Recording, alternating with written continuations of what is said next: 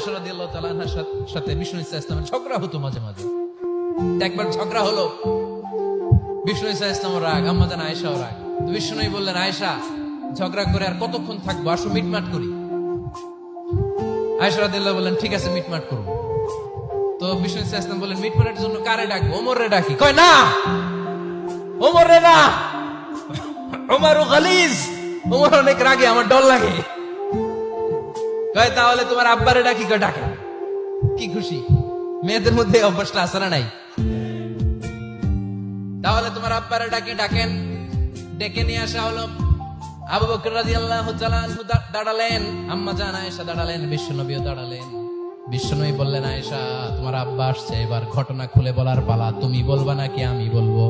আম্মা জান আয়েশা বললেন, আপনি বলেন, তবে ওয়ালা তাকুল ইল্লা হাক্কান, যেটা ঘটছে ওইটাই বললেন, মিথ্যা কথা কইেন না। আবু বকর রাদিয়াল্লাহু তাআলা রেগে মেগে আগুন, কি এই কথা তুমি কেমন করে বলো? বিশ্বনবী কি মিথ্যা কথা কখনো বলবে? রেগে মেগে দিলেন মেয়ের গালে এক চড়। বানিয়ে বলতেছি না, মুসনাদ আহমদ ইবনে হাম্বলের হাদিস। বাবার হাতের থাপ্পড় খেয়ে আম্মা জান আয়েশা উল্টে বললেন। সাইয়েদনা আবু বকর রাগে গড়গড় করছেন, আবার মারার জন্য তেড়ে গেলেন। এবার বাঁচার জন্য আম্মা জান আয়েশা বিশ্বনবীর পিছনে যে আশ্রয় নিলেন, বিশ্বনবী বাঁচানোর জন্য দুই হাত মেলে দাঁড়িয়ে গেলেন। পড়েন সুবহানাল্লাহ। বিশ্বনবী যখন দুই হাত মেলে দাঁড়িয়ে গেলেন, সাইয়েদনা আবু বকর রাদিয়াল্লাহু আনহু থেমে গেলেন। সাইয়েদনা আবু বকর রাদিয়াল্লাহু তাআলা আনহু ঘর থেকে বের হয়ে বারান্দায় দাঁড়ালেন। পড়েন সুবহানাল্লাহ।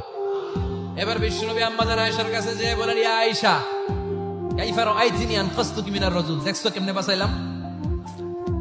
আমি না থাকলে ভর্তা বানাই ফেলতো আজকে। আমি বাঁচাইছি তোমারে, আমি, আমার লগে ঝগড়া করো তুমি। লজ্জায় পড়ে আম্মা জান আয়েশা খিলখিল করে হেসে দিলেন, বিশ্বনবীও হেসে দিলেন। দুইজনের হাসির মধুর আওয়াজ শুনে সাইয়েদনা আবু বকর বাইরে থেকে অবাক, কিরে এতক্ষণ না ঝড় তুফান, এখন দেখি হাসি। সালাম দিয়ে অনুমতি নিয়ে ভিতরে ঢুকলেন। ঢুকে দেখেন আম্মা জান আয়েশাও হাসে, বিশ্বনবীও হাসে। এ হাসি দেখে আবু বকর রাদিয়াল্লাহু আনহু হেসে দিলেন। আরশের উপর থেকে খুশি হয়ে গেলেন কে?